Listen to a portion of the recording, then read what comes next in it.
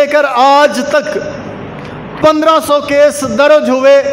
ان لوگوں کے جنہوں نے نبی کریم صلی اللہ علیہ وسلم کی بے حرمتی اور گستاخی کی، اور ان 1500 کیس کے اندر آپ تاریخ کو اٹھا کر کے دیکھیں، کسی ایک مجرم کو بھی سزا نہیں ہوئی۔ یہ اسلامی پاکستان جو کلمہ لا الہ الا اللہ کی بنیاد پر بنایا گیا، اس میں امام الانبیاء جناب محمد مصطفیٰ صلی اللہ علیہ وسلم کی عزت عظمت وہ محفوظ نہیں ہے۔ ان 1500 کیس کے اندر کسی ایک کو آج تک سزا نہیں ہوئی، اور پھر جب کوئی قانون ہاتھ کے اندر لیتا ہے تو پھر ان کو بڑی تکلیف ہوتی ہے، پھر بڑا واہ ویلا کرتے ہیں، جی قانون ہاتھ میں نہیں لینا چاہیے، جب قانون موجود ہے تم عدالتوں سے رجوع کرو، عدالتیں انصاف کریں گی، اگر وہ گستاخ ہوا اس کو سزا دی جائے گی، تمہیں کس نے حق دیا ہے کہ تم قانون ہاتھ کے اندر لو؟ پہلی بات تو یہ ہے کہ ہمیں یہ شریعت نے حق دیا ہوا ہے کہ اگر کوئی گستاخی کرے اس کا سر تن سے جدا کر دیا جائے۔ اس کے دلائل بے شمار ہیں، موجود ہیں، اس پہ میں کبھی بعد میں بات کروں گا، لیکن آج کی جو میں بات کرنا چاہتا ہوں وہ یہ ہے کہ جب تمہارے پاس عدالتوں کے اندر قانون کے اندر مقدمات درج کروائے جاتے ہیں تو تازہ ترین مثال پشاور کے واقعے کی، 2 سال تک عدالت کے اندر کیس چلتا رہا، دلائل موجود تھے، ویڈیو موجود تھی، بندہ نبوت کا دعویٰ کرتا ہے، پھر 2 سال تم اس کیس کو کیوں لٹکاتے ہو، سزا کیوں نہیں دیتے ہو؟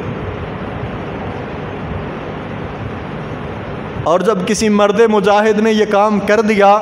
غازی خالد سے اللہ تعالیٰ نے یہ کام لے لیا، تو تم نے پھر الٹا اس پر کیس بنایا، اسے گرفتار کیا، بجائے اس کے کہ اسے پروٹوکول دیا جاتا، اسے رہا کیا جاتا، تم اس پر کیس بنا رہے ہو۔ اور ستم کی بات یہ ہے کہ اس کے حق کے اندر جتنی آواز اٹھائی جانی چاہیے تھی، ہم مسلمانوں نے اس کے حق کے اندر آواز نہیں اٹھائی۔ یہ درد کی بات ہے کہ ہم نے اس کے حق کے اندر آواز نہیں اٹھائی۔ بڑے بڑے علماء جو جمہوریت کے لیے آل پارٹی کانفرنس بلاتے ہیں، فوری اے پی سی بلا لیتے ہیں، ان کے کانوں پر جو تنک نہیں رہیں گی۔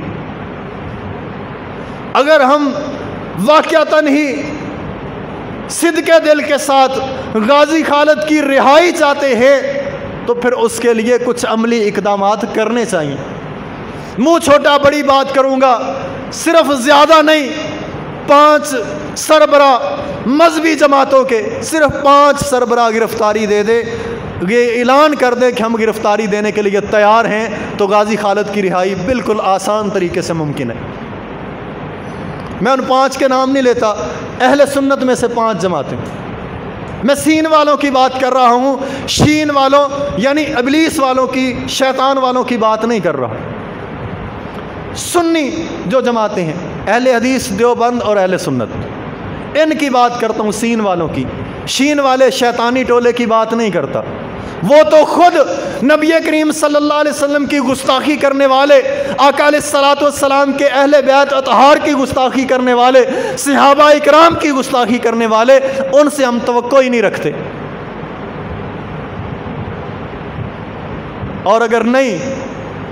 تو ان مذہبی جماعتوں کے سربراہوں سے اتنی اپیل کروں گا کہ تم اس عاشقان رسول ان امتیوں سے صرف ایک اعلان کر دو کہ جس طرح تم جمہوریت کے لیے جہل برو تحریکیں اٹھاتے ہو اور جیلیں بھرتے ہو، آج تم اعلان کرو یہ مذہبی جماعتوں کے عمائدین اور قائدین کہ ہم جیل برو تحریک شروع کریں گے، ورنہ غازی خالد کو رہا کیا جائے تو یہ جیل برو تحریک شروع کرو، غازی خالد کی رہائی ممکن ہے۔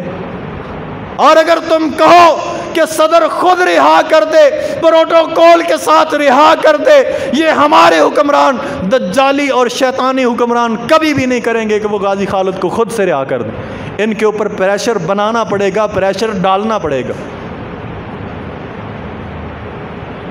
اور یہ پریشر بنانے کا آسان طریقہ ہے، ان 2 کاموں میں سے ایک کام کرو۔